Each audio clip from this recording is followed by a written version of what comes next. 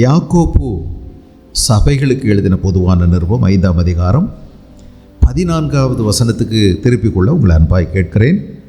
உங்களில் ஒருவன் வியாதிப்பட்டால் அவன் சபையின் மூப்பர்களை வரவழைப்பானாக. அவர்கள் கர்த்தருடைய நாமத்தினாலே அவனுக்கு எண்ணெய் பூசி அவனுக்காக ஜெபம் பண்ண கடவர்கள். அப்பொழுது விசுவாசம் உள்ள ஜெபம் பிணியாளியை ரட்சிக்கும். கர்த்தர் அவனை எழுப்புவார். அவன் பாவம் செய்தவனானால் அது அவனுக்கு மன்னிக்கப்படும். இந்த 14, 15, 16, 17, 18 வசனங்கள் ஒரே சிந்தையில் செல்லக்கூடிய வசனங்கள். ஆனால் பல விஷயங்களை நாம் கவனிக்க வேண்டியதாக இருக்கிறபடினால் நாம் சில சிந்தைகளை மட்டும் இதில் எடுத்துக்கொள்ளுகிறோம். இன்றைக்கு 14 உங்களில் ஒருவன் வியாதிப்பட்டால் அவன் சபையின் மூப்பர்களை வரவழைப்பானாக. அவர்கள் கர்த்தருடைய நாமத்தினாலே அவனுக்கு எண்ணெய் பூசி அவனுக்காக ஜெபம் பண்ண கடவர்கள் என்பதோடு நம்முடைய சிந்தைகளை நாம் கட்டுப்படுத்த நினைக்கின்றோம். உங்களில் ஒருவன் வியாதிப்பட்டால், விசுவாசிகளுக்கு, தேவனுடைய பிள்ளைகளுக்கு வியாதிகள் வருமா என்றால் வியாதிகள் வரும். நாம் மனிதர்களாக இருக்கிறோம். நம்முடைய சரீரம் மண்ணாலான சரீரம். அந்த சரீரம் வர வர பழையதாய் போகும். நமக்கும் வயது ஆக ஆக நாம் பலவீனப்பட்டு போவோம். இந்த உலகத்தில் பலவிதமான மாசுகள் இருக்கிறது. காற்றிலே மாசு இருக்கிறது, தண்ணீரிலே மாசு இருக்கிறது, நாம் உண்ணுகின்ற உணவிலே விஷம் நிறைந்திருக்கிறது, பலவிதமான சுகாதார கேடுகள் நமக்கு இருக்கிறது, பல வியாதியினுடைய மூலக்கூறுகள் இருக்கிறது, பலவிதமான தீமை செய்யும் கிருமிகள் நம்மை சுற்றி இருக்கிறது. வியாதி மனிதன் பாவம் செய்ததினால் அவனுக்கு வந்த தண்டனையாகும். ஆகவே நாம் வியாதிப்படுவோம். எல்லா மனுஷருக்கும் வியாதி வரும், விசுவாசிகளுக்கும் வியாதி வரும். 11ஆம் அதிகாரம் யோவான் எழுதின சுவிசேஷத்தில் அங்கே எழுதப்பட்டிருக்கிற அந்த ஆச்சரியமான வார்த்தைகளை நீங்கள் பார்த்தீர்களா? 11வது வசனத்தில் 11வது அதிகாரத்தில், மரியாள் அவள் சகோதரராகிய மார்த்தாள் இருந்த பெத்தானியா கிராமத்தில் உள்ளவனாகிய லாசரு என்னும் ஒருவன் வியாதிப்பட்டிருந்தான் என்று எழுதப்பட்டிருக்கிறது. லாசரு என்னும் ஒருவன் வியாதிப்பட்டிருந்தான். இந்த வீட்டிற்கு இயேசு கிறிஸ்து அடிக்கடி சென்றார் என்று எழுதப்பட்டிருக்கிறது. இந்த வீட்டில் பெற்றோர்களை பற்றி எழுதலை. மார்த்தாள், மரியாள், லாசரு. ஆக இவங்களை நான் ஒருவேளை மார்த்தாள் மூத்த சகோதரியாக இருந்திருக்கலாம், மரியாள் 2வதாக இருந்திருக்கலாம், 2 அக்காமாருக்கு ஒரு தம்பி, சரிதானே? இவங்க எல்லாம் ஓரளவுக்கு வயது வந்தவர்கள். ஆனால் ஏனோ தெரியலை, திருமணம் நடக்கலை. ஒருவேளை பெற்றோர்கள் இருந்திருந்தால் பார்த்து காலாகாலத்தில் பண்ணி வச்சுருந்துருப்பாங்க. ஆனால் பெற்றோர்கள் இல்லை போல இருக்குது. பெற்றோர்களுடைய பேச்சே இல்லை, பேரே இல்லை, அந்த சந்தர்ப்பமே அங்கே தெரியலை. 3 அனாதை பிள்ளைகள் என்று நான் நம்புகிறேன். எளியவர்கள். இந்த வீட்டுக்கு இயேசு அடிக்கடி சென்றார். சிலுவையில் இயேசு அறையப்படுவதற்கு முந்தின ஒரு வாரம் இவர்களுடைய வீட்டில் தான் அடிக்கடி ராத்தங்கினார். தம்முடைய சீஷர்களோடு கூட இந்த வீட்டுக்கு போனால், எப்போ போனாலும் ஒன்றும் இல்லாட்டியும் அவங்க புன்முறுவலோடு வரவேற்கிறார்கள்.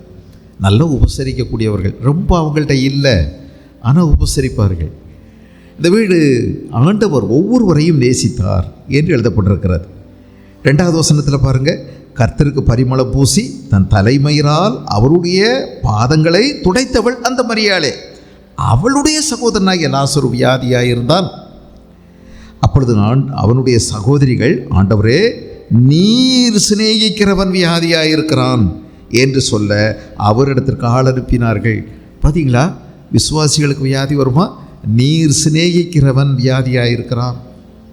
நீர் சிநேகிக்கிறவன், இயேசு சிநேகிக்கிற ஒருவன் வியாதியாயிருக்கிறான். இயேசுவின் சிநேகிதன் லாசரு வியாதியாயிருக்கிறான். இயேசு அதை கேட்ட பொழுது, இந்த வியாதி மரணத்துக்கு ஏதுவாயிராமல் தேவனுடைய மகிமை விளங்குறதற்கு ஏதுவாயிருக்கிறது, தேவனுடைய குமாரனும் அதனால் மகிமைப்படுவார் என்றார். அடுத்த வசனம் ரொம்ப துல்லியமாக இருக்கு பாருங்கள். இயேசு மார்த்தாளிடத்திலும் அவளுடைய சகோதரியினிடத்திலும் லாசருவினிடத்திலும் அன்பாயிருந்தார். அவன் வியாதியாக இருக்கிறதாக அவர் கேள்விப்பட்ட போது தாம் இருந்த இடத்துல பின்னும் 2 நாள் தங்கினார். தனித்தனியாக சொல்லியிருக்கு, லாசருவை ஆண்டவர் நேசித்தார். நீர் நேசிக்கிறவன் வியாதியாக இருக்கிறான். விசுவாசிக்கு வியாதி வரலாம்.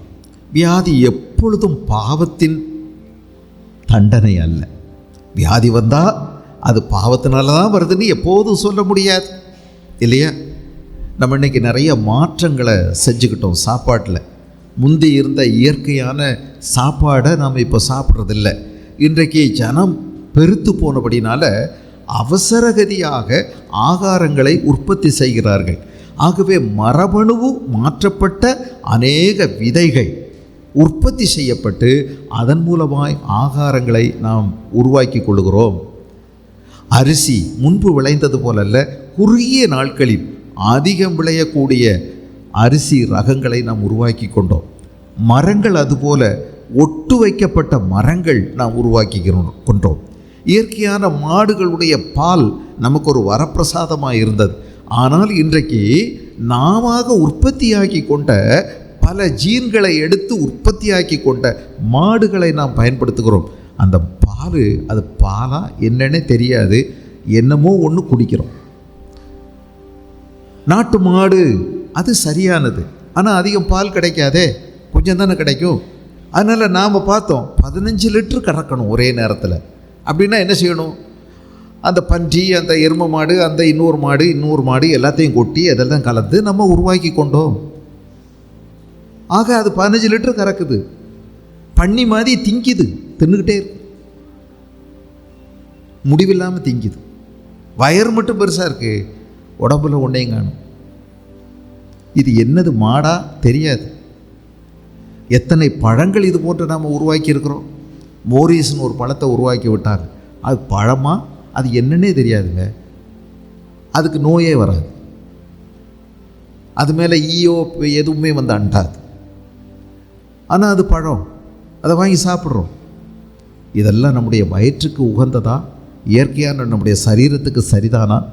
இது போக மனிதர்கள் சேர்க்கின்ற கலப்பிடங்கள் ஏராளமானது. நிறைய நஞ்சு நம்ம கலந்து சாப்பிட்றோம். யாருக்கு என்ன, ரொம்ப மலிவான விதத்தில் நிறைய கலர் பொடிகளை உள்ள சேர்த்து என்னென்னமோ சேர்த்து கொண்டு வந்து கொடுக்குறாங்க, வாங்கி சாப்பிட்றோம். நமக்கு நோய்கள் கட்டாயம் வருகிறது. ஒரு காலத்தில் அபூர்வமாக இருந்த சர்க்கரை வியாதி இன்றைக்கு அனைவருக்கும் வந்து விட்டது. ஒரு காலத்தில் அபூர்வமாக இருந்த பிளட் ப்ரெஷர், இரத்த அழுத்தம் இன்றைக்கு எல்லாருக்கும் வந்து விட்டது. ஒரு காலத்தில் யாருக்கோ ஒருத்தருக்கு மூட்டு தேய்மானம்னு சொல்லுவாங்க, ஆனால் இன்றைக்கி எல்லாருக்கும் மூட்டு வலி, முழங்கால் வலி, அத்தனை வலியும் இருக்குது. இது நாமளாக தயாரித்து கொண்டது, மனிதர்களுடைய தவறுகளினால் ஏற்படுகின்ற கொண்டு வருகின்ற அநேக வியாதிகள். எல்லாவற்றுக்கும் ஆண்டவரை நாம் பொறுப்பேற்க வைக்க முடியாது. ஆக நம்முடைய ஆகாரம், நம்முடைய பழக்க வழக்கம், நம்முடைய சூழ்நிலைகள்னால் நிறைய வியாதி வரும். விசுவாசிகளுக்கு வியாதி வருகிறது, தேவனை நேசிக்கிறவர்களுக்கு வியாதி வருகிறது, தேவன் நேசிக்கிறவர்களுக்கும் வியாதி வருகிறது. வியாதி எப்பொழுதும் பாவத்தின் தண்டனை அல்ல, பல நேரங்களிலும் பாவத்தின் தண்டனையாக இருக்கலாம். இங்கேயும் எழுதப்பட்டிருக்கிறது, ஒருவன் பாவம் செய்தானால் அது அவனுக்கு மன்னிக்கப்படும் என்று எழுதப்பட்டிருக்கிறது. பாவத்தினாலும் வியாதிகள் வருகிறது. ஆனால் எல்லா வியாதியும் பாவத்தினால் வருகிறது என்று சொல்ல முடியாது. இந்த லாசருவுக்கு வந்தது தேவனுடைய நாமம் மகிமைப்படும்படியாய் வந்தது. இவர் வியாதிப்பட்டார், வியாதிப்பட்டு மரித்து போனார். இருந்த மாதிரி அப்படியே இருதயம் ஸ்தம்பித்து போகவில்லை, வியாதியாய் இருந்து மரித்து போகிறார். அநேகருடைய முடிவு கடைசியாக வியாதியாக வந்து முடித்து விடுகிறோம். அது நம்ம போக வேண்டிய வழி, நம்ம கடக்க வேண்டிய பாதை. அது அநேகர் இந்த வியாதியின் வழியாக தான் போகிறோம், முடிக்கிறோம் நம்முடைய வாழ்க்கையை. ஆகவே விசுவாசிகளுக்கும் வியாதி வரலாம். இப்படி வந்தால் என்ன செய்ய வேண்டும்? நீங்கள் சபையின் மூப்பர்களை வரவழைப்பீர்களாக என்று சொல்லுகிறார். யாக்கோப்பு எழுதும்போது, ஒருவன் வியாதிப்பட்டிருந்தால் அவன் சபையின் மூப்பரை வரவழைப்பனாக. சபையின் மூப்பருக்கு மட்டும் காதில் சொல்கிறதில்லை, சபைக்கின் மூப்பருக்கு சொல்லும்போது நீங்கள் சபைக்கு தெரியப்படுத்துகிறீர்கள் என்று அர்த்தம். சபைக்கு அதை தெரியப்படுத்துகிறீர்கள். நம்ம போகக்கூடிய லோக்கல் பாடி, நம்ம போகக்கூடிய அந்த நம்முடைய ஸ்தல சபை, அதில் ஜெபிக்கக்கூடிய பொறுப்பு சபைக்கு இருக்கிறது, சபையின் மூப்பர்களுக்கு இருக்கிறது.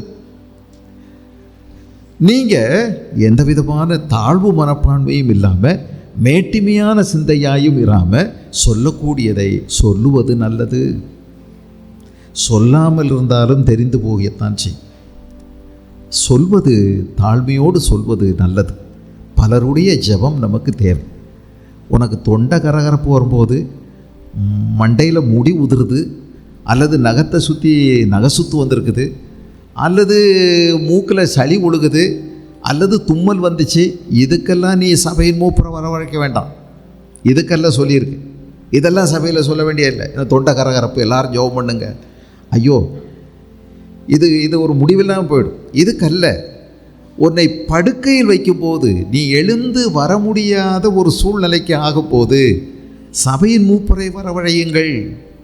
எப்போ உன்னுடைய வியாதி கொடுமைப்படுத்த ஆரம்பிக்குதோ, உனக்கு அது பெரிய சுமையாய் உன்னை படுக்கையில் வைக்கிறதோ, வியாதி படுக்கையில் நீ மாறும்போது நீ சபையின் மூப்பரை வரவழை என்று சொல்லப்பட்டிருக்கிறது. சின்ன சின்ன விஷயம்லாம் நீங்களே சமாளிக்க முடியும். ஒருவருடைய பாரத்தை ஒருவர் சுமங்கன்னு கலாத்தியர் 6ஆம் அதிகாரத்தில் என்ன இருக்குது? ஒருவர் பாரத்தை ஒருவர் சுமந்து இப்படியே கிறிஸ்துவனுடைய பிரமாணத்தை நிறைவேற்றுங்கள், 2வது வசனம். ஆக நீங்கள் பக்கத்தில் உங்கள் வீட்டில் சொல்லி ஜெபம் பண்ணிக்கலாம், தப்பு இல்லை. நீங்கள் நடமாடுறீங்க, நீங்கள் போய் ஆஸ்பத்திரியில் மருந்து வாங்கிக்கலாம், அல்லது வேறு ஏதாவது ஒரு விதத்தில் நீங்கள் அதை சரி செய்து கொள்ளலாம். 5வது வசனத்தில் எழுதியிருக்குது, அவனவன் தன் பாரத்தை சுமப்பானே என்று எழுதப்பட்டிருக்கிறது. அப்படியானா தன்னுடைய பாரத்தை தானே சுமப்பதற்கு ஒரு வாய்ப்பு இருக்கிறது. நம்ம ஒன்றும் சொல்ல வேண்டியதில்லை. நாம கொஞ்சம் ஆவி பிடிச்சிக்கலாம், நாமே போய் மருந்து வாங்கிக்கலாம், கொஞ்சம் கூட. ஆனால் இன்னும் ஒருத்தர்கிட்ட சொல்லலாம். ஆனால் நீங்கள் ஒருவேளை மருத்துவமனையிலையோ அல்லது வீட்டிலையோ படுக்கைக்கு என்று போகும்போது, படுக்கக்கூடிய உங்களுடைய பலகீனமாகிவிட்டது, உங்களுடைய வியாதி உங்களை மிஞ்சுகிறது, உங்களுடைய பலத்தை விட, உங்களுடைய முயற்சிகளை விட வியாதி மிஞ்சுகிறது என்று தெரியும் போது நீங்கள் சொல்லலாம். சொல்லி ஜெபிக்க சொல்வது நல்லது. அப்படியானால் நீங்கள் சபையின் மூப்பர்களை வரவழைப்பானாக, சபையின் மூப்பர்களை வரவழைக்க வேண்டும். அங்கே ஒரு அவசர நிலை ஏற்படுகிறது. சபையின் மூப்பர்கள் உடனடியாக அவர்கள் தாமதமின்றி செல்ல வேண்டும், சபைக்கு அந்த பொறுப்பு இருக்கிறது என்பதும் இங்கே உணர்த்தப்படுகிறது. அந்த அவசர நிலை அங்கே தெரிகிறது. உடனடியாக உங்களில் ஒருவன் வியாதிப்பட்டால் அவன் சபையின் மூப்பர்களை வரவழைப்பானாக என்பதில் அவசர நிலை இருக்கிறது. அவசர செய்தி அது. வர வைக்கலாம். நீங்கள் அவசரமாக எனக்கு கொஞ்சம் ஜெபம் பண்ணிட்டு போங்க என்று கேட்பதில் தவறே இல்லை. கேட்கும்படி தான் ஆண்டவர் சொல்லுகிறார். உங்களுடைய வியாதி உங்களுடைய பலனை, உங்களுடைய முயற்சிகளை மிஞ்சி போய் கொண்டிருக்கிறது. ஆக ஜெபிக்க நீங்கள் அழைப்பது நல்லது. சபையில் எங்கள் மூப்பர்களை ஆண்டவர் ஏற்படுத்தும்படி சொல்லியிருக்கிறார். நீங்கள் பவுல் அப்போஸ்தலனை பார்த்தீங்கன்னா அவர் நிறைய மூப்பர்களை ஏற்படுத்தும்படி சொல்லுகிறார். 1 தீமோத்தேயு 3ஆம் அதிகாரம் 1 தீமோத்தேயு 3ஆம் அதிகாரம்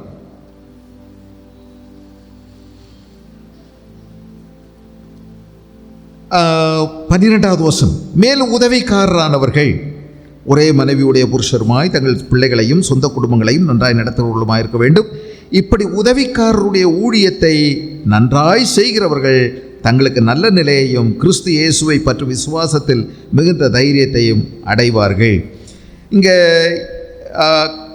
கண்காணிப்பு வேலை, கண்காணி என்பது பிஷப் என்ற ஒரு வார்த்தை. பிஷப் என்ற வார்த்தை எபிஸ்கோப்பா என்ற கிரேக்க வார்த்தையிலிருந்து வருகிறது. சில சபைகள் எபிஸ்கோப்பல் சர்ச் என்று சொல்லுகிறார்கள். உதாரணமாக CSI அல்லது லூத்தரன், இந்த சபைகளையெல்லாம் என்ன சொல்கிறாங்கன்னா எபிஸ்கோப்பல் சர்ச்சஸ் அப்படின்னு சொல்கிறாங்க. ஏன்னா அவங்களுக்கு என்ன இருக்காங்க, அடுக்கடுக்கான அதிகார மட்டங்கள் இருக்கிறது. மேலே இருக்கிறார் பிஷப் இருக்கிறார், கண்காணி. பிஷப் என்ற வார்த்தை இங்கே பயன்படுத்தப்பட்டிருக்கிறது. ஆக அவங்களுக்கு கீழே நிறைய பேர் இருக்காங்க. அப்போது அவங்க அடுக்கடுக்காக இருந்து சபையை நிர்வாகம் செய்து கொண்டு போகிறார்கள். சபைக்கு சொத்து இருக்கிறது, சபைக்கு மக்கள் இருக்கிறார்கள். பல நேரங்கள்லையும் சபையில் உள்ள மக்களை விட சொத்துக்களை நிர்வகிப்பதே சபையினுடைய ஊழியருடைய முக்கிய அவருடைய பொறுப்பாக மாறிவிடுகிறது. எவ்வளவு பெரிய தீமை பாருங்கள். அதுக்கெல்லாம் யாரையாவது நியமிக்கணும் சபை. பேதுரு சொன்னது போல, பேதுரு யோவான்னு சொன்னாங்க, நாங்கள் ஜெபம் பண்ணுறதுக்கும் உபவாசிக்கிறதுக்கும் மக்களுக்கு நேரம் கொடுப்பதற்கும் தான் நாங்களே இல்லாமல் சாம்பார் ஊற்றுறதுக்கு அல்லது அங்கே உள்ள சொத்துக்களை நிர்வகிப்பதற்கு பணங்களை பாதுகாப்பதற்கு நீங்கள் உங்களில் நற்சாட்சி பெற்ற சிலரை ஏற்படுத்தி கொள்ளுங்கள் என்று சொன்னது போல சபையில் இன்னைக்கு ரொம்ப சோகம் என்னென்னா, ஒரு சபையில் உள்ள போதகர் சொத்தை நிர்வகிப்பதிலேயே அவருக்கு போதும்னு இருக்குது. சொத்து நிர்வகிப்பது, காணிக்கை வசூல் செய்வது, அந்த கணக்கை பார்ப்பது, எப்படி மக்களுக்கு நேரம் கொடுப்பாரு? ஆக இதுதான் மெயின்லைன் சர்ச்சஸில் இருக்குது. ஏன் இந்த பெந்தேகோஸ்தே சபைகள் இவ்வளவு பெருகிச்சுன்னா, இந்த மேய்ப்பர்கள் மந்தையை காக்கிறதில்ல, மந்தையை மேய்க்கிறதில்ல. ஆனால் மந்தையை மேய்கிறாங்க, பாலை கறக்கிறாங்க, அதை பணமாக்குறாங்க, அவங்க வாழ்க்கையை வாழ்ந்துக்கிறாங்க, அம்போடு விட்டுறாங்க, மந்தையை மேய்ப்பதில்லை. ஆகவே ஆண்டவர் இதை தவிர்த்து விட்டு சின்ன சின்ன சபைகளை தேவன் நம்பியிருக்கிறார். ஆகவே தான் பெந்தேகோஸ்தே சபைகள் நிறைய புறப்பட்டது. ஆனால் இந்த பெந்தேகோஸ்தே சபையும் கவனமாக இருக்க வேண்டும். அவர்களும் சொத்து மேலே கண்ணை வச்சு, ஆஸ்தி மேலே, பணத்தின் மேலே கண்ணை வச்சு அதை நிர்வகிக்க ஆரம்பித்து விட்டால் ஜனங்களுக்கு நேரம் கொடுக்க முடியாது. ஆக இந்த கண்காணியானவன், உதவிக்காரர்களை சபையில் நீங்கள் நியமிக்க வேண்டும். எப்படிப்பட்டவங்களை நியமிக்கணும் அப்படின்னு எல்லாம் சொல்லியிருக்கு. அவர் தேவனை நேசிக்கிறவராக இருக்க வேண்டும், வேத வசனத்தை அறிந்தவராக இருக்க வேண்டும், ஜனங்கள் மீது அன்புள்ளவராக இருக்க வேண்டும், தன் சொந்த குடும்பத்தை நன்றாய் நடத்துகிறவராக இருக்க வேண்டும், நற்சாட்சி பெற்றவராக இருக்க வேண்டும், போதக சமர்த்தனாக இருக்க வேண்டும், பணாசை இல்லாதவனாக இருக்க வேண்டும், சண்டை செய்யாதவனாக இருக்க வேண்டும். ஆனால் அந்த ஆள் புதுசாக ரட்சிக்கப்பட்ட உடனே போதகராகிடக்கூடாது. எழுதியிருக்கு பாருங்க. அதுவும் 6வது வசனம், அவன் இருமாப்படைந்து பிசாசு அடைந்த ஆக்கினியிலே விழாதபடிக்கு நூதன சீஷனாக இருக்கக்கூடாது. அப்படின்னா என்ன? நூதன சீஷனாய் நீங்களும் படிப்பீங்க, படிச்சுட்டு நூதன சீஷனாக இருக்கக்கூடாதுன்னா நமக்கு என்ன? ஏதோ ஒன்று எழுதியிருக்குது, அடுத்த படி, அடுத்த வசனத்தை படி. கொஞ்சம் யோசிங்க. நூதன சீஷன் புதிய விசுவாசியாக இருக்கக்கூடாது. விசுவாசின்னு ஒருத்தன் வந்த உடனே அவனை உடனே மேடையில் ஏற்ற முடியாதுங்க. ஒரு 2 வருடமாவது உட்கார்ந்து படிக்க வேண்டும், கற்றுக்கொள்ள வேண்டும். ஒரு நல்ல போதகரிடம், ஒரு நல்ல சபையில் அடங்கி இருந்து கற்றுக்கொள்ள வேண்டும். ஏன் 2 வருஷம்னு சொல்கிறேன்? ஆண்டவர் இஸ்ரவேல் ஜனங்களை கானான் தேசத்திலிருந்து கொண்டு வரும்போது சீனாய் மலையின் அடிவாரத்தில் 2 ஆண்டுகள் வைத்து கற்றுக் கொடுத்தார். இந்த 2 ஆண்டுகள் கற்றுக் கொடுத்த பிறகு இப்போ சொன்னார், இப்போ நீங்கள் இருக்கிற இடம் பெயர்சேபா, இதை கடந்து நீங்கள் கானானுக்குள் பிரவேசிக்கலாம், நான் உங்கள் கூட இருக்கிறேன், உங்களுக்கு முன் செல்லுகிறேன், நீங்கள் ஜெயிக்க முடியும், நீங்கள் அதை சுதந்திரிக்க முடியும் என்று சொன்னார். எனக்கு அதில் அபார நம்பிக்கை இருக்கிறது. ஒரு நல்ல ஆர்வமுள்ள ஒரு விசுவாசி 2 ஆண்டுகளில் ஒரு நல்ல தகுதியை அடைய முடியும், முதிர்ச்சியை அடைய முடியும். போக போக முதிர்ச்சி அடையணும், கற்றுக்கொண்டே இருக்க வேண்டும். ஒரு போதகர் கற்றுக்கொள்ளுகிறவனாகவே இருக்க வேண்டும், ஒரு மாணவனாகவே வாழ்நாள் முழுவதும் இருக்க வேண்டும். பரிசுத்த ஆவியானவர் தான் நல்ல ஆசிரியர். அவர் நமக்கு கற்றுக் கொடுக்கிறார். சத்தியத்தை, சகல சத்தியத்திலும் நம்மை நடத்துகிறார். சத்தியத்தை அறிய அறிய அதிக விடுதலையை நாம் பெற்றுக்கொள்ள முடியும். இந்த போதகராக இருக்கிறவர்கள், கண்காணியாக இருக்கிறவன் அல்லது உதவிக்காரராக இருக்கிறவர்கள், அவர்களுக்கு அறிவிக்க வேண்டும், அவர்களுக்கு அறிவியுங்கள். அது ரொம்ப முக்கியமானது தான். இந்த இன்னொரு வார்த்தை இருக்குது, எல்டர்ஸ் என்ற ஒரு வார்த்தையும் பயன்படுத்தப்பட்டிருக்கிறது இல்லையா? உதவிக்காரரானவர்கள் அப்படின்னு போட்டிருக்கு. இன்னொரு பகுதியில் நீங்கள் கவனிச்சிங்கன்னா தீத்து 1வது அதிகாரத்தில் 5வது வசனத்தை நீங்கள் கவனிச்சிங்கன்னா, நீ குறைவாக இருக்கிறவைகளை ஒழுங்குபடுத்தும்படிக்கும் நான் உனக்கு கட்டளையிட்டபடியே பட்டணங்கள் தோறும் மூப்பரை ஏற்படுத்தும்படிக்கும் உன்னை கிரேத்தா தீவிலே விட்டு வந்தேனே. சபையில் யாரை ஏற்படுத்து? மூப்பர்களை ஏற்படுத்து. மூப்பர்கள் என்பதற்கு எல்டர்ஸ் என்ற வார்த்தை வருகிறது. எல்டர்ஸ், மூப்பர்கள். இதிலிருந்து தான் பிரஸ்பிட்டர் என்ற வார்த்தை வருகிறது. சில சபைக்கு பேர் பிரஸ்பிட்டேரியன் சர்ச் என்று பெயர். இப்போ நீங்கள் பிரதரன் சர்ச்சுன்னு ஒன்று இருக்குது. அங்கே நீங்கள் பார்த்தீங்கன்னா பாஸ்டர்னே சொல்லக்கூடாது, பாஸ்டர்னு ஒரு வார்த்தை இருக்காது. இப்போ நீங்கள் என்ன பாஸ்டர்னு கூப்பிட்றீங்க, அண்ணேன்னு கூப்பிட்றீங்க, பிரதர்னு சொல்கிறீங்க, ஐயான்னு சொல்கிறீங்க, பேரை சொல்லியும் கூப்பிடலாம், எந்த தப்பும் கிடையாது. எப்படி வேணாலும் கூப்பிடலாம். எனக்கு ஒரு பேர் இருக்கிறது, அதுதான் நிரந்தரமானது, அதை நீங்கள் கூப்பிடலாம், அது உங்கள் பிரியம். சிலர் அங்கிள்னு கூப்பிடுறாங்க, எனக்கு அதை பற்றி பிரச்சனை இல்லை. பாஸ்டர்னு கூப்பிட்றத விட என்னை வேறு எதையாவது சொல்லி கூப்பிட்டீங்கன்னா இன்னும் கொஞ்சம் உங்கள்கிட்ட நெருக்கமாக பேசலாம். பாஸ்டர்னாலே நீங்கள் தள்ளி நிற்பீங்க, நானும் கொஞ்சம் தள்ளி நின்றுவேன். ஆனால் அண்ணேன்னு கூப்பிட்டீங்கன்னா இன்னும் கொஞ்சம் ஈஸியாக இருக்கும். பைபிளில் எல்டர்ஸ் என்ற வார்த்தை வருகிறது. சபையில் நீங்கள் மூப்பர்களை ஏற்படுத்துங்க.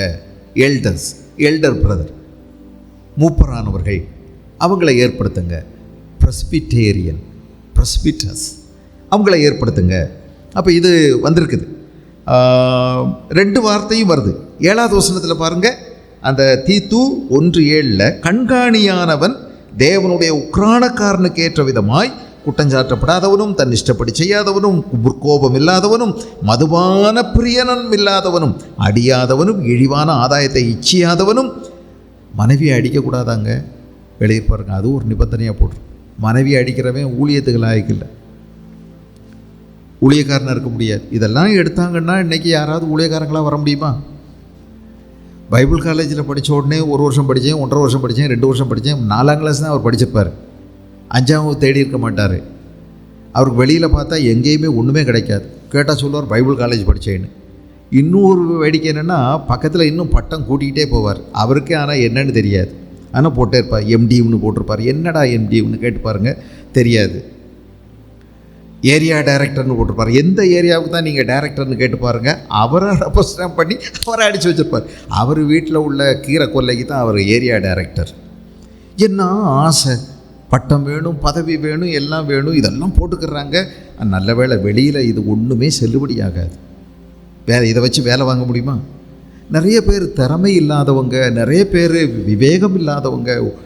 பைபிள் எடுத்துகிட்டு போனால் சோறு கிடைக்கும், காணிக்கை கிடைக்கும், மதிப்பு கிடைக்கும், நம்ம இதை வச்சு பொழப்பு நடத்தலாம் அப்படின்னு இறங்கிட்டாங்கன்னா எவ்வளோ கீழே தாழ்ந்து போயிடுது பாருங்கள் ஊழியக்காரங்க. பொழப்புக்காக பைபிளை கையில் எடுக்கக்கூடாது. மதிப்பை தேடி, சோத்தை தேடி போயிடக்கூடாது. வேதம் சொல்லக்கூடிய தகுதிகள் வேண்டும். பவுல் சொல்லுகிறார், நான் மனுஷனாலும் அல்ல, மனுஷனிடமிருந்து அல்ல, தேவனிடமிருந்து எனக்கு ஆண்டவர் இந்த அதிகாரத்தை கொடுத்தார். நான் தேவனிடமிருந்து கற்றுக்கொண்டேன். அதனால் தேவனுடைய சமூகத்தில் அடங்கி கீழ்ப்படிந்திருந்து முறையாக கற்றுக்கொண்டு பரிசுத்தாவியினால் நிறையப்பட்டு அபிஷேகம் பண்ணப்பட்டு ஒரு தகுதியான ஒரு ஊழியத்தை செய்யக்கூடிய ஒரு ஊழியக்காரனாக இருக்க வேண்டும். அதுக்கு நிறைய கொடுத்துருக்கு. இப்போ அதுக்கு நேரம் இல்லை நமக்கு. யோசித்து பாருங்கள், இப்படிப்பட்டவர்களை நீ சபையில் வை என்று சொல்கிறார். இவங்களை கூப்பிடணுமா? இவங்களை ஏங்க கூப்பிடணும்? ஏன் நீங்கள் ஜெபம் பண்ணால் பக்கத்தில் இருக்கிறவங்க ஜெபம் பண்ணால் கேட்காதா? உனக்கு தெரிஞ்சு கொள்ளுங்க, சில நேரங்களில் ஒரு குடும்பத்தில் ஒருத்தர் சுகவீனம் ஆயிட்டாங்கன்னா நீங்கள் ஜெபம் பண்ணலாம். ஆனால் சில நேரம் உங்கள் மனசுமே அந்த ஜெபம் பண்ணக்கூடிய அளவுக்கு நீங்கள் அங்கலாய்க்கிற அந்த விதம், வேதனைப்படுற விதம், அந்த பயன் நிறைந்த சூழ்நிலை உங்கள் விசுவாசத்தை அலசி அடிக்கும்போது, பெரிய புயல் உங்களுக்குள்ள அடிக்கும்போது உங்களுக்கு யாராவது கூட நின்று ஜெபிக்கிறதுக்கு ஆட்கள் தேவை, ஆட்கள் தேவை. பாருங்கள், நமக்கு நம்ம குழந்தைக்கு ரொம்ப சிவியர் ஆகிடுச்சு, சீரியஸ் ஆகிடுச்சு. நம்ம பதறும்போது என்ன ஊழியக்காரனாக இருக்கட்டும், யாராக இருக்கட்டும், எவ்வளோ ஜெபம் பண்ணுறவங்களாக இருக்கட்டும், நமக்கு யாராவது வந்து ஜெபம் பண்ணணும்னு ஆசை வந்துடுமுங்க. வேணும், நமக்கு அடுத்தவங்களுடைய ஜெப உதவி வேணும். அதை தாழ்மையோடு ஏற்றுக்கொள்ளணும். அதனால் கேட்கணும். அவங்கள்ட்ட கேட்குறது தப்பே இல்லை. அவங்க வந்து ஜெபம் பண்ணும்போது நம்முடைய விசுவாசம் திடப்படுத்தப்படும். நமக்குள்ளே இருக்கக்கூடிய பரிசுத்த ஆவியானவருடைய அனல் நமக்குள்ளே மூட்டப்படும். நமக்குள்ள ஒரு தெளிவும் தெம்பும் தைரியமும் துணிச்சலும் இந்த சூழ்நிலையை கடந்து போவதற்கும் சந்திப்பதற்கும் நமக்கு ஒரு பலன் கிடைக்கும். அதனால் ஜெபிக்கலாம். நீங்களே ஜெபம் பண்ணால் பத்தாதா? மார்க் எழுதின சுவிசேஷம் 16ஆம் அதிகாரத்தில் ஆண்டவர் சொன்னாரே, விசுவாசிக்கிறவர்களால் நடக்கும் அடையாளங்களாவன அப்படின்னு சொல்லியிருக்குதே. அதில் என்னெல்லாம் சொல்லியிருக்குது? விசுவாசால் நடக்கும் அடையாளங்கள் ஆவணும்னு சொல்லி நிறைய விஷயங்கள் சொல்லியிருக்கேன். அந்தபடி நீங்கள் ஜெபம் பண்ண போதாதா? நீங்கள் ஜெபம் பண்ணலாமே, ஏன் அவங்கள கூப்பிடணும் அப்படின்னு நீங்கள் ஒருவேளை யோசிக்கலாம். விசுவாசம் உள்ளவனாகி ஞானஸ்நானம் பெற்றவன் ரட்சிக்கப்படுவான், விசுவாசியாதவன் ஆக்கணைக்குள்ளாக தீர்க்கப்படுவான். விசுவாசிக்கிறவர்களால் நடக்கும் அடையாளங்கள் ஆவன: என் நாமத்தினாலே பிசாசுகளை துரத்துவார்கள், நவமான பாஷைகளை பேசுவார்கள், சர்ப்பங்களை எடுப்பார்கள், சாவுக்கு ஏதுவான யாதொன்றை குடித்தாலும் அது அவர்களை சேதப்படுத்தாது, வியாதியஸ்தர் மேல் கைகளை வைப்பார்கள், அப்பொழுது அவர்கள் சுஸ்தமாவார்கள் அப்படின்னு எழுதியிருக்குதுல்ல. உடனே நீங்கள் போய் கை வச்சு ஜெபம் பண்ணிடலாமா? சில இடங்களில் உங்களுக்கு உங்களுடைய, நல்லா கவனிச்சுக்கிடுங்க, உங்களுடைய வட்டத்துக்குள்ள, உங்கள் கட்டுப்பாட்டுக்குள்ள சில விஷயங்களை நீங்கள் செய்யலாம். ஆனால் உங்களுக்கு அதிகாரம் வரம்பு குறைவானது. ஆனால் தேவனால் சபையில் நியமிக்கப்பட்ட ஒரு ஊழியர், அவருடைய அதிகாரம் சற்று கூடியது. அவருடைய அதிகாரம் சற்று கூடியது. அதை நீங்கள் செய்ய முடியாது. இது தேவனால் அங்கீகரிக்கப்பட்ட ஒரு மனுஷன். அவனை கூப்பிட சொல்கிறார் ஆண்டவர். அவனை கூப்பிடுங்க. அவனுக்கு ஒரு அதிகாரம் இருக்கிறது, தேவனால் வழங்கப்பட்ட ஒரு அதிகாரம். அதனால் நீங்கள் மேட்டிமையான சிந்தையோட, ஏன் நான் ஜெபம் பண்ணக்கூடாதோ, நான் ஜெபம் பண்ணால், நம்ம ஜெபம் பண்ணாலே ஆண்டவர் கேட்பார்னு நீங்கள் மேட்டிமையாக ஜெபம் பண்ணி சில நேரம் வேலைக்காகாது. அங்கே ஒரு அதிகாரம் கொடுக்கப்பட்டிருக்கிறது ஊழியக்காரனுக்கு. அந்த ஊழியக்காரனுக்கு அதிகாரம், அவர் அதை பயன்படுத்தணும். ஊழியக்காரங்கிட்ட பேசும்போதே நீ சீக்கிரமாக ஒரு மேலேயும் கைகளை வைக்காத அப்படின்னு சொல்லி பவுல் தீமோத்தேயுக்கு ஆலோசனை எழுதும்போது நீங்கள் எப்படிங்க படாக்குன்னு போய் கையை வைப்பீங்க? உங்கள் சொந்த பிள்ளையாக இருந்தால் கை வச்சு ஜெபம் பண்ணுங்க. உங்கள் சொந்த மனைவி, சொந்த புருஷன், ஒருவேளை நீங்கள் செஞ்சுக்கலாம். ஆனால் அதை தாண்டி போகும்போது அதிக ஜாக்கிரதையோடு கூட இருங்க. உங்களுடைய வட்டத்துக்கு உட்பட்டதா என்று நிதானித்து செயல்பட வேண்டும். இல்லாவிட்டால் நீங்கள் சில நேரம் பிசாசினால் அடி வாங்கி பாதிக்கப்படுவீர்கள். சும்மா போகிற இடத்துலலாம் நான் ஜெபம் பண்ண ஆண்டவரே கர்த்தாவேன்னு சும்மா அலட்சியமாக ஆரம்பிச்சிடக்கூடாது. உங்கள் கையை உயர்த்திட்டு போட்டு தள்ளிடுவானுங்க பிசாசு. தேவையில்லாத இடங்களில் போய் நீங்களாம் சும்மா போகிற நாயை காதை பிடிச்சி இழுத்த மாதிரி இழுத்து லொல்லுன்னு அது கடிச்சிடக்கூடாது. உங்களை ரொம்ப ஜாக்கிரதையாக இருக்கணும். உங்களுடைய ஆவிக்குரிய வட்டம், அதிகார வட்டம் நீங்கள் தெரிஞ்சிருக்கணும். தேவையில்லாமல் போய் அங்கே ஒரு அங்கே கல்யாண வீட்டில் போய் நின்றுக்கிட்டு அங்கே பேய் ஆகிடுது, நான் ஜெபம் பண்ண உடனே பேய் நின்றுருன்னு சொல்லி ஆண்டவரை இயேசுவை இந்த நேரத்தில் இயேசு நாமத்தில் நான் அப்பாலே போ பேயேன்னு சொன்னால், பேய் நல்லா உங்களை முறைச்சி பார்த்து கேட்கும் நீ யாருன்னு. கேட்டிருக்குல்ல வேத புஸ்தகத்தில், இயேசுவை எனக்கு தெரியும், பவுலையும் எனக்கு தெரியும், ஆனால் நீ யாரு? அடித்து அவங்கள துணிகளை கிழித்து நிர்மாணமாய் அனுப்பிவிட்டதாக அப்போஸ்தலர் நடவடிக்கைகளில் படிக்கிறோம். அதனால் உங்கள் அதிகாரம் எவ்வளவு அப்படின்னு பார்க்கணும். எனக்கு இருக்கிற அதிகாரம் உங்களுக்கு இல்லை. நான் சில நேரம் பேசுகிற மாதிரி நீங்கள் பேசிடக்கூடாது.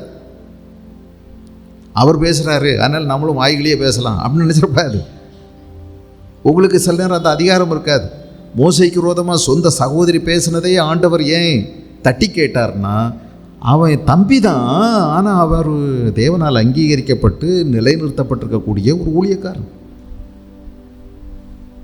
ஆக சும்மா நீ பேசக்கூடாது.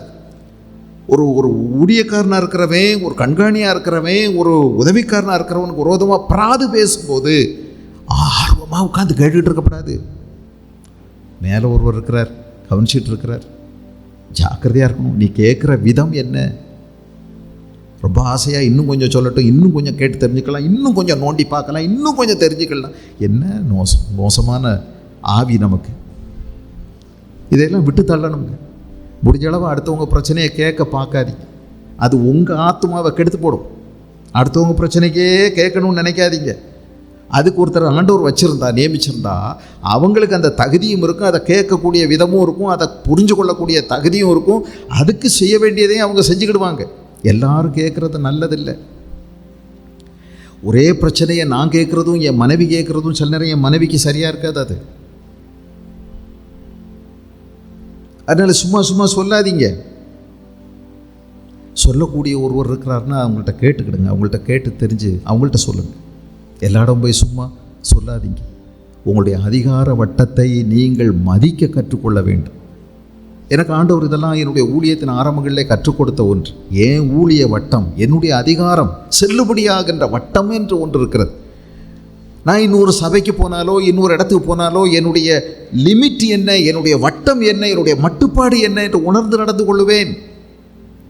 யாராவது ஜெபம் பண்ண வந்தால் நான் ஜெபம் பண்ணுறது இல்லை, அவர்களுடைய ஊழியக்காரத்தில் போக சொல்லுவேன். எனக்கு அவர்களை தெரியாது. அவங்க என்னமெல்லாம் தில்லுமுள்ளு பண்ணி எத்தனையோ ஊழியக்காரர்கிட்ட தலையை கொடுத்துட்டு என்கிட்ட வந்து இவர் பண்ணால் ஒருவேளை நம்ம கேட்கும்னு சொல்லி அந்த தில்லுமுள்ளெல்லாம் மறைச்சிட்டு வந்தாங்கன்னா எனக்கு என்ன தெரியும்? நான் நின்று கேட்கக்கூடிய இடத்துல நான் இல்லையே, அதுக்காக நான் போகலையே. நான் ஒரு நாள் கூட்டம் நடத்த தானே போனேன். என் வேலை உண்டு, நான் உண்டுன்னு முடிச்சுட்டு பெட்டியை கட்டிக்கிட்டு வரணும். என்னுடைய அதிகார வட்டம் என்ன, அதை நான் புரிந்திருக்க வேண்டும். எனக்கு ஆண்டவர் ஊழியத்தில் கொடுத்துருக்கக்கூடிய எல்லைகள் என்ன? எனக்கு ஞாயிற்றுக்கிழமை ஆண்டவர் இங்கே இருக்க சொல்லியிருக்கிறார். ஏதோ ஒருவேளை விதி விலக்கா ஏதாவது ஒரு நாள் இல்லாமல் போகலாம் என்று வைத்துக்கொள்ளுங்கள். நான் சும்மா ஞாயிற்றுக்கிழமை இஷ்டம் போல் போயிட்டே இருக்கேன், அங்கே போய் பேய் விரட்டிகிட்டு இருக்கேன்னா, ஒருவேளை நான் செய்ய வேண்டிய ஊழியத்தை விட்டுட்டு என் தோட்டத்தை நான் பாதுகாக்காமல் அடுத்த தோட்டத்தை நான் போய் பாதுகாத்துக்கிட்டு இருந்தேன்னா என்ன பிரயோஜனம்? என் மந்தையை நான் மேய்க்கலை, என் சொந்த திராட்சை தோட்டத்தை நான் காக்கலை, அடுத்த இடத்துல போயிட்டு இருந்தேன்னா ஆண்டவர் என்கிட்ட என்ன கேட்பார்? நான் உனக்கு நியமித்த வேலையை செஞ்சியான்னு தானே கேட்க போகிறாரு.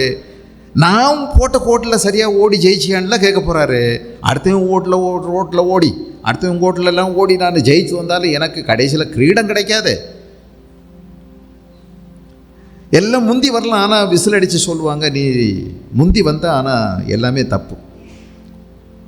உன்னுடைய கோட்டில் ஓடலைப்பா, நான் கடைசியில் என் ஓட்டத்தை நான் முடித்தேன் அப்படின்னு சொல்லணும். இல்லை, அடுத்தவன் ஓட்டத்தை ஓடி முடிச்சு என்ன செய்கிறது? உங்கள் வட்டத்தை நீங்கள் புரிந்து கொள்ள வேண்டும். ஆகவே மூப்பருக்கு அறிவியுங்கள் என்று சொல்லப்பட்டிருக்கிறது. பாருங்கள், தொற்கால் சோமில்லாமல் செத்து போயிட்டா அங்கே இருக்கிற ஜனங்கள் கேள்விப்படுறாங்க யோப்பா பட்டணத்தில் பேதுரு இருக்கிறார்னு. பேதுரு அழைத்து வர சொல்கிறாங்க. பேதுருவுக்கு ஒரு அதிகாரம் இருக்கிறது. பேதுருக்கு ஒருவேளை சுகமாக்கும் வரம் எல்லாம் இருந்திருக்கலாம். சுகமாக்கும் வரத்தை பற்றி எழுதியிருக்குது 12வது அதிகாரம் 1 கொரிந்தியரில். சிலருக்கு ஆண்டவர் சுகமாக்கும் வரங்களை கொடுக்கிறார், எல்லாம் உண்மைதான். ஆனால் இந்த ஊழியக்காரருக்கு சுகமாக்கும் வரம்னு ஒன்று இருக்காது சில நேரம். ஆனால் அவர் ஊழியக்காரர், ஆனால் அவருக்கு ஒரு அதிகாரத்தை ஆண்டவர் கொடுத்திருக்கிறார். அதன்படி அவர் அதை அங்கீகரிப்பார், அதை கனப்படுத்துவார். உங்களுடைய சபையின் மூப்பர் ஒருவேளை வரம் பெற்றவரோ இல்லையோ, ஆனால் அவருடைய ஊழியம் அங்கே இருக்கிறது, அவருக்கு ஒரு வேலை அங்கே இருக்கிறது. அங்கே எழுதியிருக்குது பின்னாடி அவருக்குடைய வேலை என்ன நடக்கும், அதனால இவங்களுக்கு எப்படி சௌக்கியம் கிடைக்கும் என்றும் எழுதப்பட்டிருக்கிறது. அந்த சபையின் மூப்பர்களை வரவழைப்பானாக. ஆண்டவர் கொடுத்துருக்கிற அங்கீகாரம், ஆண்டவர் கொடுத்துருக்கிற அதிகாரம் இல்லையா? இதை நீங்கள் பழைய ஏற்பாட்டிலையும் பார்க்கலாம். சோமில்லாமல் இருந்தால் யாரையாவது ஊழியக்காரங்களை கூப்பிடுறாங்க. ஒரு நெருக்கடியான காலங்களில் ஊழியர்கிட்ட கூப்பிட்டு ஒரு ஆலோசனை கேட்குறாங்க, என்ன செய்யலாம் அப்படின்னு கேட்குறாங்க.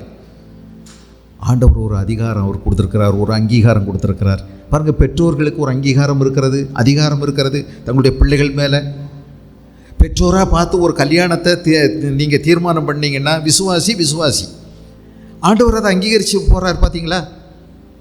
அநேக இடங்களில் தேவ சித்தம் என்று பூரணமாக சொல்ல முடியாது, ஆனாலும் பெற்றோர்களுக்கு இருக்கக்கூடிய ஒரு அதிகாரத்தினால வேத வசனத்தின் அடிப்படையான உண்மைக்கு அவர்கள் கீழ்ப்படிந்து ஒரு விசுவாசிக்கு கொடுப்பதற்கு அவர்கள் திட்டமிடும் போது, தீர்மானிக்கும் போது ஆண்டவர் அதை அங்கீகரிக்கிறார்.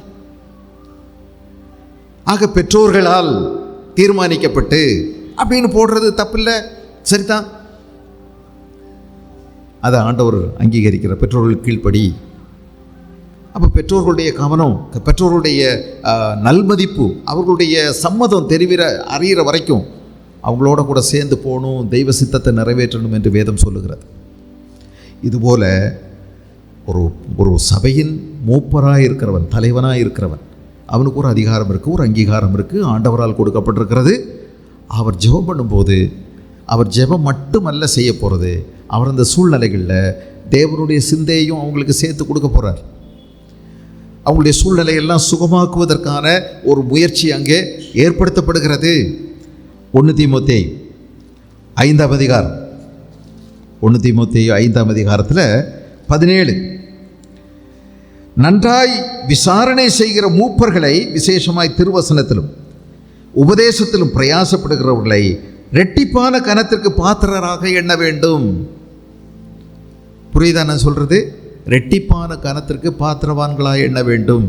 ஒரு ஊழியக்காரனுக்கு ஆண்டவர் வச்சிருக்கிற மதிப்பை பார்த்தீங்களா? இரட்டிப்பான கனத்துக்கு அவனை பாத்திரனா எண்ணுங்க அப்படின்னு சொல்லியிருக்கு. வெளிப்படுத்தின விசேஷத்தில் நீங்கள் 1ஆவது அதிகாரத்தில் நீங்கள் கவனிச்சிங்கன்னா, ஒரு பெரிய நிலையங்கி தரித்தவராய் மார்பருகே பொற்கச்சை கட்டி 7 குத்து விளக்குகளின் நடுவில் உலாவி வருகிற ஆண்டவராகிய மகிமை அடைந்த இயேசு கிறிஸ்து 7 நட்சத்திரங்களை தம்முடைய கைகளில் ஏந்தியவராய் அவர் உலாவி வருகிறார். இந்த 7 நட்சத்திரங்கள் என்ன? 7 குத்து விளக்கு என்ன? 7 சபைகள். 7 நட்சத்திரங்கள் என்ன? அந்த 7 சபையில் உள்ள ஊழியக்காரர்கள். அந்த ஊழியக்காரர்களுக்கு அவர் கொடுத்திருக்கக்கூடிய கண்ணியத்தை பார்த்தீங்களா? சமாதானத்தை கூறி சுவிசேஷத்தை அறிவிக்கிறவனுடைய பாதங்கள் மலைகளின் மேல் எத்தனை அழகானவைகள் அப்படின்னு பைபிள் ரசிக்குது பாருங்க. பரலோகம் ரசிக்குது. ஒரு ஊழியக்காரனுக்கு அவர் கொடுத்திருக்கிற மரியாதை. எனக்கு ஊழியம் செய்கிறவனை அவர் கனம் பண்ணுவார். எனக்கு ஊழியம் செய்தவனுக்கும் செய்யாதவனுக்கும் உள்ள வித்தியாசத்தை கடைசி நாளில் நீங்கள் காப்பீங்க மல்கியாவின் புஸ்தகத்தில். ஆக இந்த ஊழியக்காரன் ரெட்டிப்பான கனத்துக்கு பாத்திரன். இது ஆண்டவருடைய கண்களில் அவங்க முக்கியத்துவம் வாய்ந்தவர்கள். தாவீது இதை நல்லா அறிஞ்சிருந்தார். தேவனால் அபிஷேகம் பண்ணப்பட்ட ஒரு சவுல் 1 வருஷம் தான் ஆண்டவர் கீழ்ப்படிஞ்சு நடந்தா, அடுத்த 1 வருஷம் திலுபுலு பண்ணா, அடுத்து 38 வருஷம் ஆண்டவரை விட்டே விலகி நடந்தான், பேய் பிடிச்சவனா. ஆனாலும் இவனை கொல்றதுக்கு சந்தர்ப்பம் வந்தபோது தாவீது என்ன சொல்லுகிறார்? தேவனால் அபிஷேகம் பண்ணப்பட்டவன் மேலே கை போட மாட்டேன், உன் சத்ருவை உன் கையில் ஒப்பு கொடுப்பேன்னு யாரோ ஒரு தீர்க்கதரிசி என்னைக்கும் சொல்லியிருக்காங்க. சந்தர்ப்பம் அற்புதமாக மாட்டிக்கிடுச்சு. மலை ஜலாதிக்கு போயிருக்காரு, அங்கே யாருமே இல்லைன்னு நினச்சா அந்த குகையில் தான் இருந்தார். தாவீது மெல்ல பின்னாடி அடி எடுத்து வைக்கும்போது பின்னாடி இருந்தவங்களுக்கெல்லாம் எப்படி இருந்துக்கணும்? சூப்பர் எங்கள் அண்ணன், எங்கள் ஹீரோ தாவீது இன்னைக்கு முதுகில் குத்தி குடலை வேற வழியாக எடுத்துகிட்டு வருவார் அப்படின்னு நினச்சிட்டு இருக்கும்போது அவர் குனிஞ்சு குத்தத்தான் போகிறாரு. கைதட்டுறதுக்கும் விசில் அடிக்கிறதுக்கும் ரெடியாக இருக்கும்போது அவர் சால்வையினுடைய ஒரு ஓரத்தை மட்டும் வெட்டிட்டு அரவம் இல்லாமல் பின்னாடி போயிட்டாரே. அதுக்கே அவருடைய மனசை அடிச்சுக்கிட்டதுன்னு வேதம் சொல்லுது. தேவனால் அபிஷேகம் பண்ணப்பட்ட ஒருவன் பேய் பிடிச்சவன் 38 வருஷம் இருக்கிறான், அவன் மேலே கை போடக்கூடாது, வாயும் போடக்கூடாது. அதுலேயும் கவனமாக இருக்கணும். ஆக ரொம்ப ஜாக்கிரதையாக நம்ம நடந்து கொள்ள வேண்டும். நான் இதெல்லாம் உங்களுக்கு சொல்லி தெரியணுங்கிற அவசியம் உங்களுக்கு இல்லை. பைபிளை நீங்கள் படிக்கிறீங்க, அந்த பைபிளை படிக்கும்போது தேவன் எவ்வளவாய் தேவனுடைய ஊழியத்தை செய்கிறவங்கள கனப்படுத்துகிறார். நாட்டின் பிரதம மந்திரியை விட, நாட்டின் மிக முக்கியமான பதவிகளை வைக்கக்கூடிய மந்திரிகளை விட, முதலமைச்சரை விட அவர்கள் நாட்டுக்கு தான் செய்கிறாங்க. அவங்க தங்க சொந்த வீட்டை தான் வளர்க்குறாங்க. ஆனால் ஊழியக்காரன் ஆத்துமாக்களுக்கு காவல் இருக்கிறான், ஆண்டவருடைய வேலையை செய்து கொண்டிருக்கிறான். ஆகவே அவன் தேவனுடைய பார்வையில் விசேஷித்தவன், முக்கியமானவன். அவ்வளோ ஈஸியாக இல்லை. அது யார் கேட்காட்டியும் நம்ம தெரிந்து வைத்திருக்க வேண்டும். இவன் கர்த்தருடைய ஊழியக்காரன் இல்லை, கர்த்தருடைய ஊழியக்காரன். ஆகவே நம்ம இதில் கவனமாக இருக்கணும். அதனால் உங்களை இப்படி விசாரிக்கிறவங்களுக்கு நீங்கள் என்ன செய்யணும்? எபிரேயர் 13ஆவது அதிகாரம், எபிரேயர் 13:17 உங்களை நடத்துகிறவர்கள் உங்கள் ஆத்துமாக்களுக்காக உத்தரவாதம் பண்ணுகிறவர்களாய் விழித்திருக்கிறவர்களானபடியால். அவங்க எதுக்கு உத்தரவாதம் பண்ணுறாங்க? ஆத்துமாக்களுக்காக உத்தரவாதம் செய்கிறவர்களாய் விழித்திருக்கிறபடியினால் நீங்கள் என்ன செய்யணுமா? அவர்கள் துக்கத்தோடே அல்ல, சந்தோஷத்தோடே அந்த ஊழியத்தை செய்யும்படிக்கு அவர்களுக்கு கீழ்ப்படிந்து அடங்குங்கள். உனக்கு பிரியம் இல்லாட்டியும் என்ன செய், அடங்கு. சில நேரம் சொல்லுவாங்க அடங்கு அடங்கு. நானும் அதான் சொல்கிறேன், வேதமும் அதான் சொல்கிறேன், அடங்கு. உனக்கு பிரியம் இருக்குதோ இல்லையோ, சும்மா போட்டு வாக்குவாதம் செஞ்சுக்கிட்டே இருக்காது. அடங்கு, அடங்கி கீழ்ப்படியுங்கள். அவர்கள் துக்கத்தோடு அப்படி செய்தால் அது உங்களுக்கு பிரயோஜனமாக இருக்க மாட்டாதே. ஆக யாரை கூப்பிடு? சபையின் மூப்பர்களை கூப்பிடு. இந்த சபையின் மூப்பர்கள் தேவனால் நடத்தப்படுகிறவர்கள். இன்றைக்கி அப்படி இல்லை. நிறைய சபைகளில் மனுஷனால் ஏற்படுத்தப்பட்டவர்கள், பொழப்பு நடத்திக்கிட்டு இருக்கிறவங்க. ஆனால் தேவனால் ஏற்படுத்தப்பட்டவர்கள், தேவனுக்கு பயந்தவர்கள், ஆத்துமாக்கள் மீது விழிப்பாக இருக்கிறவர்கள், சபையை மேய்கிறவர்கள் அல்ல, இழிவான ஆதாயத்துக்காக தேடுகிறவர்கள் அல்ல, ஆத்துமாக்களை காக்கிறவர்கள், விழிப்பாக இருக்கிறவர்கள். அவர்களை கூப்பிடுங்க அப்படின்னு சொல்லியிருக்கு. அவங்கள கூப்பிடுங்க, கூப்பிட்டு அவங்கள்ட்ட சொல்லுங்க அப்படின்னு சொல்லியிருக்கு. அவர்கள் வந்து என்ன செய்வார்கள்? எண்ணெய் பூசி ஜெபம் பண்ண கடவர்கள். அவர்கள் வந்து எண்ணெய் பூசி ஜெபம் பண்ண கடவர்கள். அவர்கள் கர்த்தருடைய நாமத்தினாலே அவனுக்கு எண்ணெய் பூசி அவனுக்காக ஜெபம் பண்ண கடவர்கள். என்ன பூச சொல்கிறாங்க? எண்ணெய். எண்ணெய்ன்னு சொல்லியிருக்குதா? என்ன பூசுறது? சரி, ஒவ்வொரு சிலர் கடுகு எண்ணெயை பயன்படுத்துகிறாங்க. வடநாடுகளில் பலரும் பல எண்ணெய்களை அங்கங்கே பயன்படுத்திகிட்டு இருக்காங்க. நீங்கள் தலைக்கு தேய்க்கக்கூடியது பொதுவாக நீங்கள் உங்களுடைய பழக்கத்துக்கு வச்சுருக்கக்கூடிய ஒரு எண்ணெய். தேங்காய் எண்ணெய் தான் போடணும்னு இல்லை, ஒலிவ எண்ணெய் தான் போடணும்னு இல்லை. எண்ணெய் பூசி ஜெபியுங்கள். எண்ணெயை பூச சொல்லியிருக்கு. இயேசு கிறிஸ்து யாருக்குமே எண்ணெய் பூசி ஜெபம் பண்ணவே இல்லை. ஆனால் இயேசு கிறிஸ்துனுடைய சீடர்கள் எண்ணெய் பூசி அநேகரை சொஸ்தமாக்கினார்கள் என்று இயேசுவிடம் வந்து சொன்னார்கள். மார்க் எழுதின சுவிசேஷத்தில் 6ஆம் அதிகாரம் 13வது வசனத்தை பாருங்கள்.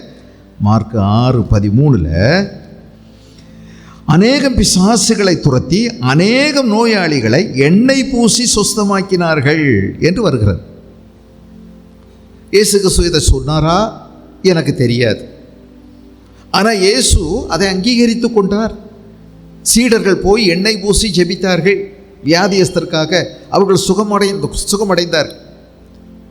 ஆக கண்டிப்பாக இந்த எண்ணெய் தான் பூசணும் அப்படின்னு சொல்லி பைபிள் வேதாகமம் உறுதியாக இல்லை. நீங்கள் உபயோகிக்கிறதுல உங்களுடைய அனுதின பழக்கத்தில் இருக்கக்கூடிய எண்ணெய் ஏதோ ஒன்று நீங்கள் பயன்படுத்தலாம். ஆனால் எண்ணெய் சுகம் கொடுக்குமா? எண்ணெய் பூசுகிற பழக்கம் நிறையா இருந்திருக்கு. பழைய ஏற்பாட்டிலையும் நீங்கள் பார்க்கலாம். எண்ணெயினால் அப்படிங்கிறது எண்ணெய் ரொம்ப நம்மோட கூட சேர்ந்து வருது. நீங்கள் உபவாசம் இருக்கிற நேரத்தை பார்த்து ஆண்டவர் சொல்கிறாரு 6ஆம் அதிகாரத்தில், நீ உபவாசிக்கும் போது நீ குளித்து துணியெல்லாம் மாற்றி உன் தலைக்கு எண்ணெய் பூசி நல்ல உற்சாகமாக இருக்கணும்னு சொல்கிறார். நீ தூங்கி வழிஞ்ச மாதிரி அப்படியே ரொம்ப சோகத்தில் வரும்போது என்னங்க ஆச்சு அப்படின்னு கேட்ட உடனே இன்னைக்கு உபவாசம் அப்படின்னு ரொம்ப துக்கத்தோட ஏதோ ரொம்ப பக்தி முத்தி இதை காமிக்கணும்னு நீ அலையாதேங்கிறார். பிரசங்கியின் புஸ்தகத்தில் உன் வஸ்திரம் வெள்ளையாயும் உன் தலைக்கு எப்பவும் எண்ணெய் இருக்கிறதாயும் பார்த்துக்கோன்னு சொல்லியிருக்கு. முகக்கலையை உண்டு பண்ணும், முகத்துக்கு ஒரு அலங்காரத்தை கொடுக்கறது எண்ணெய். அல்ல எண்ணெய் தேய்ச்சிக்கிடுங்க. சரிதானா? நமக்கு அடிக்கிற வெயிலுக்கு ஓரளவு மண்டை ஓடு தாங்கணும்னா ஏதோ வலுவழுப்பாக பட்டு எதிரொலிச்சு போகிற மாதிரி கொஞ்சம் தேய்ச்சிக்கிடுங்க. ரொம்ப வடிக்க வேண்டாம், ஆனால் கொஞ்சம் தேய்ச்சிக்கிடுங்க. ஆனால் நல்லா இருக்குன்னா நல்ல எண்ணெயை நல்லா தேய்ச்சிங்கன்னா பளபளப்பாகவும் இருக்கும், கருமையாகவும் இருக்கும். அதனால் எண்ணெய் நல்லது. எண்ணெய் பூசி ஜெபியுங்கள். நிறைய விஷயத்துக்கு எண்ணெய் பயன்படுத்தியிருக்காங்க பழைய ஏற்பாடில். இப்போ நம்ம அதெல்லாம் நிறையா சொல்லிகிட்டு இருக்க முடியாது. எண்ணெய் சுகம் கொடுக்குதா அப்படின்னு நீங்கள் கேட்டிங்கன்னா எண்ணெய் சுகம் கொடுக்கலை. எண்ணெய் பூசி கர்த்தருடைய நாமத்திலே அவனுக்கு எண்ணெய் பூசி அவனுக்காக ஜெபம் பண்ணுங்கள். இந்த எண்ணெய் எண்ணெய் சும்மா ஒரு தொடர்புக்கான ஒரு சாதனம் தான். ஒரு தொடர்புக்காக.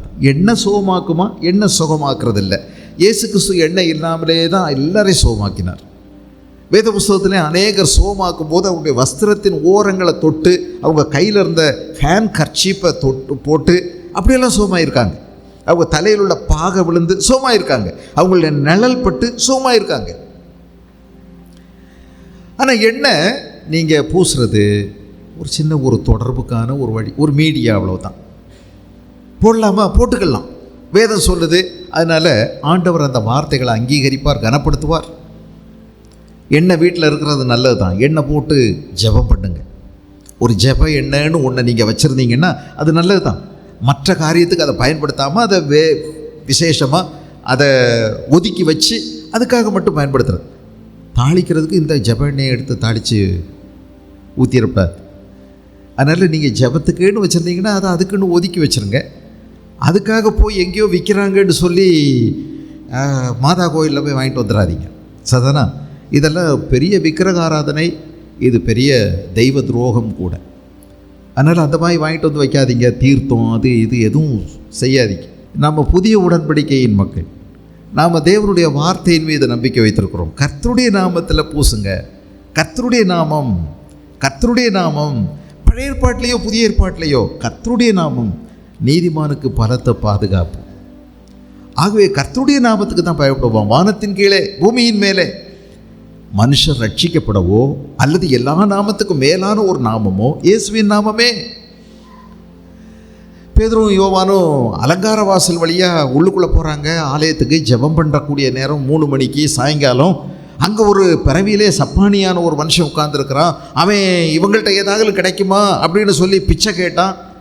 ஆனால் அவங்களுக்கு கொடுக்கறதுக்கு பாக்கெட்லலாம் கை போட்டு பார்த்த பிறகு செப்பு காசும் இல்லை, தங்க காசும் இல்லை, வெள்ளி காசும் இல்லை. இப்போ வந்து தகர காசு நமக்கு தகரத்தில் செய்கிறாங்க. ஆனால் அன்னைக்கு தங்கத்திலையும் வெள்ளியிலையும் பொண்ணுலையும் காசு இருந்தது. கை போட்டு பார்த்தாங்க. ஊழியக்காரர், பெரிய ஊழியக்காரர். ஆனால் அவங்கள்ட்ட காசு இல்லை. காசு இல்லாமலே ஊழியத்தை செஞ்சுருக்காங்கங்க. ஆனால் அவளிடத்தில் பரிசுத்தாவியின் வல்லமை இருந்தது. ஒன்று இருந்தது, அது இயேசுவின் நாமம். எங்களிடத்தில் பொண்ணும் இல்லை, வெள்ளியும் இல்லை, ஆனால் உள்ளதை தருகிறோம். இயேசுவின் நாமத்தில் எழுந்து நடன்னு சொன்னபோது அவருடைய முட்டுகள், கைகள், கால்கள் எல்லாம், கரடுகள் எல்லாம் நிமிர்ந்தது. அவன் குதித்து எழும்பி துதித்து தேவனை துதித்து கொண்டு முன்னாடி போயிட்டான். அப்போ அவன் நிஜமான பிச்சைக்காரன் இல்லை. அவன் எவ்வளோ ஏக்கத்தோடு இருந்திருக்கான். ஒரு நாளாவது நானும் உள்ளே போய் துதிக்க முடியாதான்னு தான் ஏங்கிட்டு இருந்திருக்கான். எல்லாரும் அவனை பிச்சைக்காரனாக தான் பார்த்தாங்க. ஆனால் பேதுருவும் யோவானும் அவனை பிச்சைக்காரனாக பார்க்கல. இவனுக்குள்ளே ஏதோ ஒன்று இருக்குது. இவனுக்குள்ளே தேவனை துதிக்கக்கூடிய ஒரு ஏக்கம் நிறைந்தவன். அவன் துதிச்சு போயிட்டான். அங்கே போய் திரும்பி, ஐயா சாமி நீங்கள் நல்லது செஞ்சீங்க, ஒரு பெட்டி கடை இங்கனே வச்சுக்கிட்டு, வெத்தலைவா கடை வச்சுக்கிட்டு இங்கனே உட்கார்ற மாதிரி ஒரு லோன் வாங்கி கொடுங்கண்ணா கேட்டான். என்ன அருமை பாருங்கள். அவனுக்குள்ளே இருந்த அந்த ஏக்கம், ஐயோ நான் ஆலயத்துக்கு வெளியே கிடக்கிறேனே, எனக்கு உள்ளே போக முடியும், எல்லாரும் போய் ஆராதிக்கிறாங்களே. இயேசுவின் நாமமே அந்த அற்புதத்தை செய்தது. இயேசுவின் நாமம். தாவீது ஒரு நாள் கோலியாத்தை எதிர்கொண்டு போகும்போது தெளிவாக சொன்னான், நீ நிந்திக்கிற இஸ்ரவேலின் தேவனுடைய நாமத்தில் வர்றேன். அதே நாமம். அவனுடைய கையில் இருந்த கூழாங்கல் கவுனுடைய வித்தை அல்ல, ஆனால் அவன் அறிந்திருந்த தேவனுடைய நாமத்தின் வல்லமை அன்றைக்கு அந்த கோலியாத்தை மேற்கொள்ள செய்தது. உங்களுக்கு சுகம் கிடைப்பது இயேசுவின் நாமத்தினால், எண்ணெயினால் அல்ல, இயேசுவின் நாமத்தினால். ஆக இயேசுவின் நாமத்தில் வானோர் பூதலத்தோர் பூமியின் கீழானோர் யாருடைய முழங்காலும் முடங்கும். பேய் நடுங்கக்கூடிய உன்னதமான நாமம், இணையில்லாத நாமம், அற்புதம் செய்யும் நாமம் இயேசுவின் நாமம். இயேசுவின் நாமம், அவருடைய நாமம் பரிமள தைலம் போன்றது. அதுக்கு பேய்க்கு ரொம்ப பயம். ஏன்னா அவனுக்கு மரண வாசனையாக இருக்கும் இது. ஆனால் தேவனை அறிந்தவர்களுக்கு அது ஜீவ வாசனை. ஆகவே அவன் தெரிச்சு ஓடிடுவான். இயேசுவின் நாமத்தில் கட்டுகள் அவிழ்க்கப்படுகிறது, கண்ணிகள் முறிக்கப்படுகிறது, பேயினுடைய எல்லா விதமான பிணிகள், அவன் கொண்டு வந்திருக்கக்கூடிய சகல அஸ்திரங்களும் முறிக்கப்படுகிறது இயேசுவின் நாமத்தினால். வேதவசனம் சொல்லுகிறது, இயேசுவின் நாமத்தினால மாத்திரமல்ல நமக்கு சுகம், தேவனுடைய ஆவியினால் நமக்கு சுகம் கிடைக்கிறது. ரோமர் நிருபம் 8ஆம் அதிகாரம், ரோமர் 8ஆம் அதிகாரத்தில் 11வது வசனத்தை கொஞ்சம் கவனிங்க. 8:11. அன்றியும் இயேசுவை மரித்தோரிலிருந்து எழுப்பினவருடைய ஆவி உங்களில் வாசமாயிருந்தால், கிறிஸ்துவை மரித்தோரிலிருந்து எழுப்பினவர் உங்களில் வாசமாயிருக்கிற தம்முடைய ஆவியினாலே சாவுக்கு ஏதுவான உங்கள் சரீரங்களை உயிர்ப்பிப்பார். உயிர்ப்பிப்பார். யாருங்க? பரிசுத்தாவியானவர். பரிசுத்தாவியானவர். இயேசுவின் நாமத்தில் ஜெபம் பண்ணும்போது பரிசுத்தாவியானவர் அந்த ஜெபத்தை கண்ணியப்படுத்துகிறார். பரிசுத்த ஆவியின் வல்லமை நமக்குள்ளே செயல்பட ஆரம்பிக்கிறது. சாவுக்கு ஏதுவான நம்முடைய சரீரத்தை அவர் உயிர்ப்பிக்கிறார். அற்பமான நம்முடைய சரீரம் ஆச்சரியமான விடுதலை பெறுகிறது. இயேசு கிறிஸ்துவனுடைய நாமம் மாத்திரமல்ல, பரிசுத்த ஆவியினால் நாம் சுகத்தையும் வெற்றியையும் பெறுகிறோம். 107வது சங்கீதம் 107 20 இவ்விதமாய் சொல்லுகிறது. 107:20 தங்கள் ஆபத்திலே கர்த்தரை நோக்கி கூப்பிடுகிறார்கள். அவர்கள் இக்கட்டுகளுக்கு அவர்களை நீங்களாக்கி ரட்சித்தார். அவர் தமது வசனத்தை அனுப்பி அவர்களை குணமாக்கி அவர்களை அழிவுக்கு தப்புவிக்கிறார். 20 வசனத்தை அனுப்பி குணமாக்குகிறார். God heals us through his word. தேவன் தம்முடைய வார்த்தையை அனுப்பி நம்மை சுகமாக்குகிறார். எண்ணெய் அல்ல சுகமாக்குவது. இயேசு கிறிஸ்து ஒருவேளை எனக்கு ஒரு மருந்து செஞ்சால் பரவாயில்லையேன்னு நினச்ச ஒரு குருடனு கூட ஒரு துப்பி ஒரு சேருண்டாக்கி கண்ணில் பூசி அதல்ல, போய் கழுவு, அனுப்பப்பட்டவன் சிலுவாவும் குளத்திலே போய் கழுவு என்று சொன்னார். அவன் கழுவுன பிறகுதான் அவன் பார்வை அடைந்தான். அதனால் எண்ணெயும் அல்ல, மருந்தும் அல்ல, ஊழியக்காரனாலையும் அல்ல, தேவனுடைய இயேசுவின் நாமத்தினால் சுகம் கிடைக்கிறது. பரிசுத்த ஆவியானவரால் சுகம் கிடைக்கிறது. தேவனுடைய வார்த்தையினால் நமக்கு சுகம் கிடைக்கிறது. இயேசுவின் தழும்புகளால் நாம் சுகமாகிறோம். 1 பேதுருவின் புஸ்தகம் 2ஆம் அதிகாரம் 1 பேதுரு 2ஆம் அதிகாரம் 24வது வசனம் 2:24 நாம் பாவங்களுக்கு செத்து நீதிக்கு பிழைத்திருக்கும்படிக்கு அவர் தாமே தமது சரீரத்திலே நம்முடைய பாவங்களை சிலுவையின் மேல் சுமந்தார். அவருடைய தழும்புகளால் குணமானீர்கள். அவருடைய தழும்புகளால் குணமானீர்கள். இயேசுவின் தழும்புள்ள கரம், இயேசுவின் காயப்பட்ட அவருடைய காயத்தின் தழும்புகள் இன்றைக்கும் அவருடைய சரீரத்தில் இருக்கிறது. நீங்கள் எந்த பகுதியில் வியாதிப்பட்டிருந்தாலும் அந்த பகுதியிலெல்லாம் இயேசுவும் காயப்பட்டிருந்தார். தலையில் அவரும் காயப்பட்டிருந்தார். முகம் முழுவதும் படுத்தப்பட்டவராக இருந்தார். அவருடைய முதுகு முழுவதும் உழுதவனுடைய படைசால்களை போல் இருந்தது. எல்லா இடமும் இயேசுவுக்கு காயம் இருந்தது. அவர் தம்முடைய தழும்புகளால் உங்களை சுகமாக்குகிறார். ஊழியக்காரன் அல்ல, ஊழியக்காரனுடைய ஜெபம் அல்ல, ஜெப எண்ணெய் அல்ல, வேற எந்த சித்து வேலையோ அல்லது அற்புதமான அவருடைய வரம் அல்ல, அவர் பெற்ற திறமை அல்ல. சுகமாக்குவது தேவன் சுகமாக்குகிறார். உங்களுடைய ஆத்மாவிலையும் சரீரத்திலையும் உங்களை சுகமாக்குவது அவருடைய வேலை. ஆக நம்முடைய தோய்ந்து போன நிலையை, மங்கி எறிகிற நிலையை, அணைந்து போகின்ற நிலையை அவர் திரும்பவுமாய் ஊதி நம்மை பிரகாசிப்பிக்கிற தேவனாயிருக்கிறார்.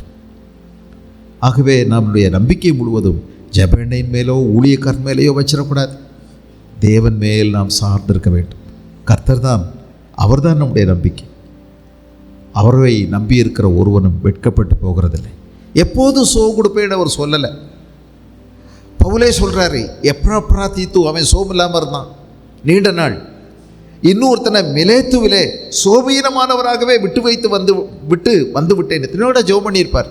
சோமிலாவிலே இருக்கிறார், விட்டுட்டு வந்தேன் அப்படின்னு சொல்கிறார். தீமோத்தேயுக்கு சொல்கிறாரு, உனக்கு அடிக்கடி வயிற்றில் உண்டாகிற பிரச்சனையினால நீ கொஞ்சம் திராட்சை ரசத்தை சேர்த்துக்கோ, சுகம் கிடைக்கல. அவரும் பண்ணியிருப்பார், பவுலும் பண்ணியிருப்பார். சுகம் எப்போதும் தேவன் வாக்களிக்கவில்லை. பவுலுக்கு தான் நீங்கள் பார்த்தீங்கன்னா அவருக்கு தன்னுடைய சரீரத்தில் சாத்தான் ஒரு குத்திக்கிட்டே இருக்கான். அது என்னமோ தோல் வியாதியோ வயிற்று வியாதியோ அல்லது வேறு ஏதாகலும் அசடோ கண்ணில் வேதனையோ தெரியாது. அதோடு அவர் ஊழியத்தை செய்கிறார். இது ஒன்றும் தேவன் கொடுத்த ஊழியத்தை தடுக்கவே முடியவில்லை. ஆனால் தேவன் சுகம் தரவில்லை. தேவ கிருபை பெருகி கொண்டே இருந்தது.